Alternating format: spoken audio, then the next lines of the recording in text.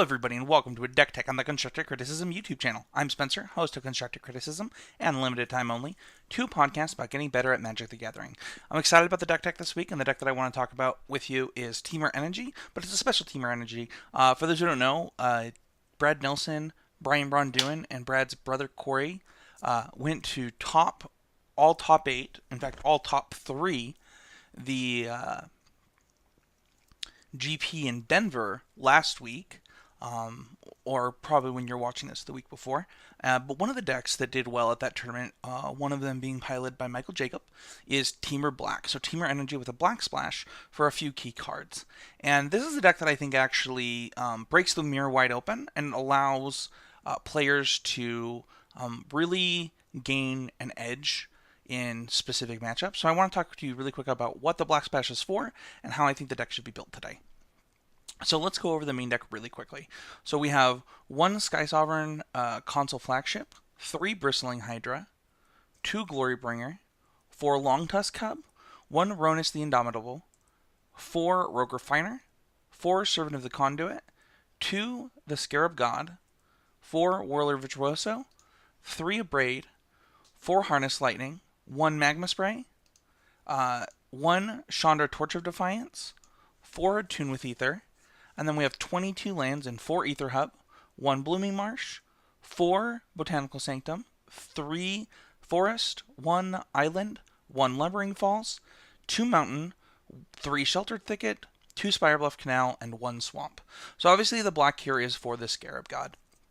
So this card being able to exile a creature from any graveyard and create a copy of it that's a 4/4 for just 4 mana, and also being really hard to kill because when it dies it comes back, it's just really huge in the mirror. Being able to just create multiple 4/4s, getting their ETB triggers, whether that's Bristling Hydra, or that's a Glorybringer that's just coming down for even less mana and killing something, or just a really big Longtusk Cub to start out with. There are all kinds of creatures in both the mirror and in other matchups that you really would love to have as 4/4s for 4 mana. The card does a lot. Being able to come down, be a 5/5 that gets in the way of things, and being bigger than most things, is just really good in those mid-ranging matchups. While also being this thing that's basically impossible for mono red to kill, means that it's not the worst card in that matchup.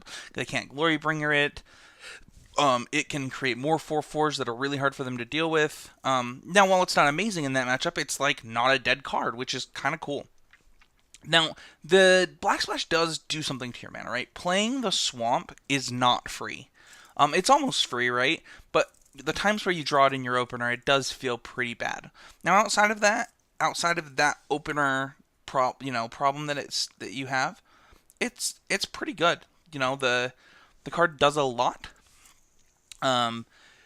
Being able to grind out games that otherwise you'd kind of be sputtering on is pretty important in the mirror match, because the mirror match is really grindly. It comes down to getting your Bristling Hydras and your Glorybringers going and your Skysovereign flagships. So it's a pretty powerful effect overall. The sideboard we have 1 more Flagship, 2 Tireless Tracker, 3 Negate, 2 Chandra Flamecaller, 1 Chandra Torch of Defiance, 2 Confiscation Coup, 2 Dispossess, and 2 Radiant Flames. I think that this list is actually really, really similar to the list that Brad Nelson posted in his article last week.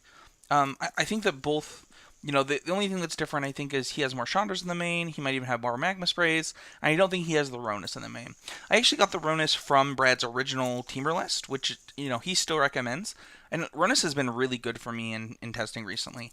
It lets you put a real clock on people if you have the turn 2 Longtusk Cub draw. It's really easy to get a 4-power creature into play early and just really start beating down for low amounts of mana, while also being able to give your creatures trample, which they really need in a lot of matchups, allowing you to bust through. One of the reasons that I played the green-black deck at the GP was actually because of the power of trample creatures such as Grimflare and Verdurous Gearhulk in this format. So being able to just give your creatures trample with Rhonas has been pretty great.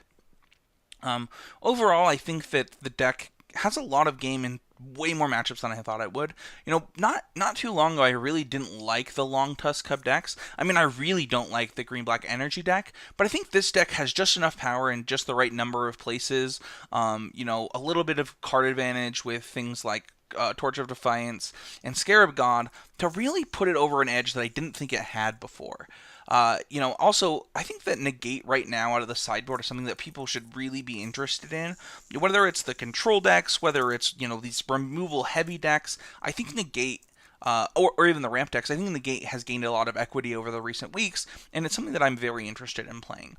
I think that Chandra Flamecaller has been pretty MVP for me in my testing of this deck, and even though I hate effects like Dispossess, I think that being able to dispossess some key artifacts out of a few different decks, especially with the resurgence of the God Pharaoh's Gift decks, just makes Dispossess a lot more interesting to me, which I wasn't interested in it 2 weeks ago. But that's it for this deck. I'll leave a little bit of sideboard notes in the description. Thank you everybody for watching. Don't forget to check out patreon.com/ccmtg to become a patron of all of our content. It's really appreciated if everybody listening and watching just donated $1 per month. We would all be able to quit our jobs and do Magic content full time. It would be really awesome. If you haven't checked out the podcast, don't forget to do so on constructivecriticism.com. You can also watch it live every week on twitch.tv/ccmtg or here on the YouTube channel. It gets posted here as well. So thank you everybody. Don't forget to hit the subscribe button, and we'll see you guys all next week with another deck.